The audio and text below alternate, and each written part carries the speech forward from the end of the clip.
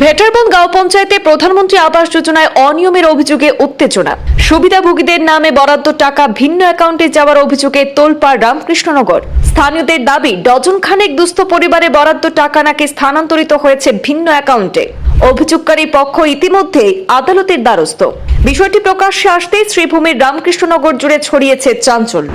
বিগত পঞ্চায়েতে শ্রীভূমির জেলা রামকৃষ্ণনগর কেন্দ্রের দুর্লভছড়া উন্নয়ন খণ্ডের ভেটারবন গাঁও পঞ্চায়েতে প্রধানমন্ত্রী আবাস যোজনা অর্থাৎ PMAY সহ একাধিক গ্রামোন্নয়ন প্রকল্পে অনিয়ম এবং অসঙ্গতির অভিযোগ সামনে এসেছে।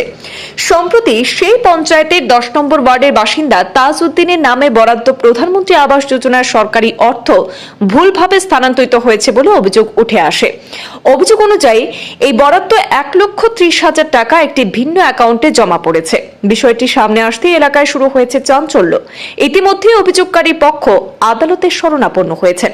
তাজউদ্দিনের দাবি, এটি বিচ্ছিন্ন ঘটনা নয়। ভেটারবন গাঁও পঞ্চায়েতে আরো বেশ কয়েকজন দুস্থ পরিবারের PMAY বরাদ্দেও নাকি অনিয়ম হয়েছে বলে অভিযোগ উঠেছে। তার কথায়, প্রকৃত সুবিধাভোগীদের নামে যোজনার অনুমোদন থাকলেও তাদের অজান্তে ভুয়া অ্যাকাউন্ট খোলা হয়েছে এবং প্রতিটি বরাদ্দের টাকা অন্যত্র স্থানান্তরিত হয়েছে বলে সন্দেহ প্রকাশ করা হচ্ছে। স্থানীয়রা বলছেন, প্রধানমন্ত্রী আবাস যোজনা সহ বিভিন্ন সরকারি প্রকল্পে অতীতে ছোটখাটো অভিযোগ শোনা গেলেও এই ঘটনার পর রামকৃষ্ণনগর জুড়ে নতুন করে আলোচনার ঝড় উঠেছে। প্রশাসনিক তদন্ত এবং আইনি প্রক্রিয়া চলমান থাকায় বাসিন্দারা আশাবাদী দ্রুত এই পুরো ঘটনার সত্যতা প্রকাশ পাবে।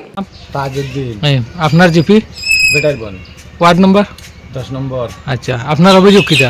আমার অভিযোগ, একটা সরকারি ঘর আসছিল আমার। হ্যাঁ, এই ঘরটা আপিয়া মেম্বার যে আছে এখন মানে গেছে 5 বছর, হ্যাঁ, এবার কোন মেম্বার নাই। আচ্ছা, গেছে 5 বছর তাই একটা আমার ঘর মারিয়া খাইছেন। হ্যাঁ, হ্যাঁ, তাই মানে আপনার নামে আবন্টন হয়েছে, আপনার অ্যাকাউন্টে টাকা ঢুকছে না? ঢুকছে না। তান অ্যাকাউন্টে কিরকম টাকাটা ঢুকাইয়া লইছে আমি কইতাম পারতাম না।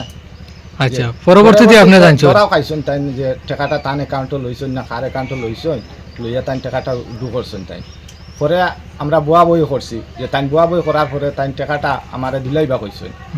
এরপরে বুয়া বইয়ের সময় আমার 1 কিস্তি তাই দিছই না। 1 কিস্তি দেওয়ার সত্ত্বে আমি ও ঘরটা মানে ও কুটি উবা করাইছি। আচ্ছা, হ্যাঁ, কুটিটা উবা করাইছি। পরবর্তী তাই আমারে দিবা কইছে, দিবা কই আর তো আর টাকাটা আমারে দিলা না। এখন আমি কিরকম মানে ওই ঘর টাইম ঘুরাইতাম, কিরকম কিলা কিতা করতাম। পরবর্তীতে আপনি কি স্টেপ নিছেন? পরবর্তী স্টেপ ওটাও নিছি যে আমি মানুষ লইয়া বুয়া বই করছি তাই দিছই না। তাই আরো গরম দেখাইছেন আমার এটা তাই ওটা করে দিবা ওটা করে দিবা। হ্যাঁ, তাই এটা ইলা ফারতা না, আমি ফারতা না আমার 1 কিস্তি দিয়া এই গরি কেন আমার সিটা ইলা এটা লাগছে। আচ্ছা, পরে আপনি কিটা আদালতও কেস করছেন? আদালত আমি একটা কেস করছি কোর্টও। আচ্ছা, কেসটাও চলে। হ্যাঁ, এখন আপনি কিটা কইতেছে এবার? তো ওটাও আমি এখন আমার সুবিচার চাই, মানে আমার প্রশাসনের কাছে আমি ওটার সুবিচারটা আমি চাই যে আমি যখন আমার ঘরটা যেরকম পাইয়া যায় ওরকম আমার বিচারটা করিয়া দিতাম।